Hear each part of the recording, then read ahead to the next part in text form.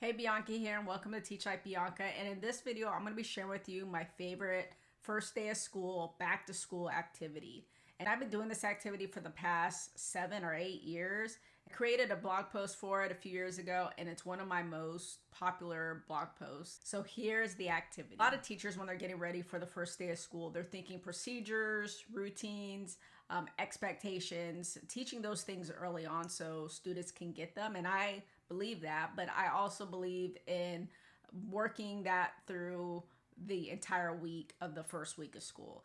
I don't really do icebreakers either because it's so uncomfortable for students and a little bit cringy, making students get up out of their seat, and you could tell that it's uncomfortable and awkward for them. And I don't want to put students through that. What I do for my students is I create a goal time capsule. And this goal time capsule is made for students to keep thinking and for students to keep talking and just reflecting all year about what they wrote. A lot of times they forget, but I work on goals and goal setting so much and meeting goals and rewarding for those goals throughout the school year that it's very important to them to be able to set goals and meet goals, and hopefully that they could take that with them into the future.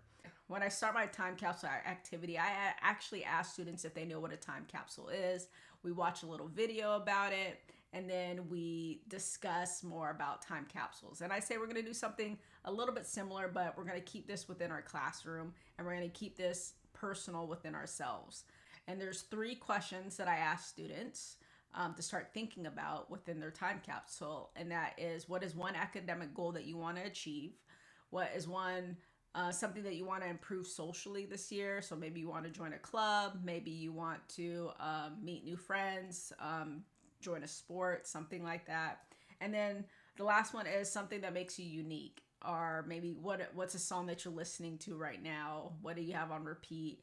Or what's a TV show that you're watching? What is something you're really into? I want to show them that through the course of the school year, they change so much that they don't even realize that what they were really into that first day of school is not what they're into at all by the last day of school. We get into those things and we start giving examples of what are some things that you could write on a note card that I give them. And I give them a note card because I'm actually going to put their time capsules in an envelope.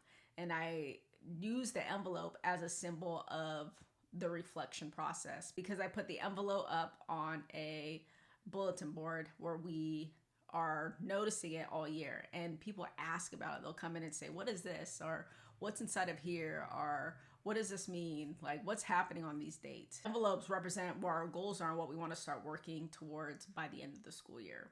While students are working on their note card, writing down, answering those 3 questions, I keep them on the board so that they can see what they are.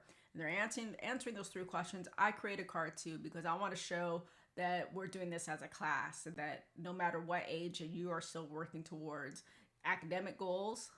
And what my academic goals usually reading more books, more professional development. And I explain to students what that looks like for an adult or for a teacher or for somebody like me.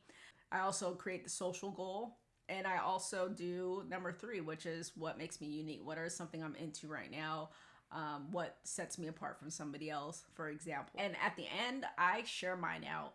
And I don't particularly have students share theirs out because it might be very personal to them. And I think it's important for all teachers to share, not only just share their goals, but make sure they're making goals and making some sort of growth throughout the school year as well. I write down my goals, I share them out, and then I ask for volunteers for a no pressure share out of their own. I'm not going to make anybody share out. Everybody's done. I actually take their note card, put it in an envelope, and then I write on the top, do not open until. And then we vote as a class, when do we want to open this time capsule? Do we want to open it the last week of school, the last day of school, or do we want to choose a different date where we are sometime during the last month of school? I don't know. I always try to choose somewhere in that last week of school, but I want to make sure that the students vote on it so that they know. The next part is, after they put them in there, I don't close it until a week later, because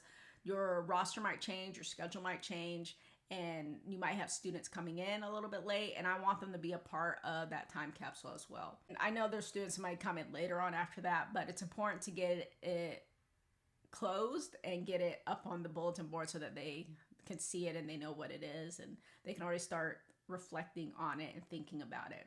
So I'm going to close it, and then when I do close it, I make a big deal saying, oh, we are closing our time capsules today. We're not going to be opening these until June. So we have a full 10 months before we have to open these, and that you can be working on making your goals, which a lot of students are thinking, oh, that's forever. Well, they think next month is a long time from now. I do this every year.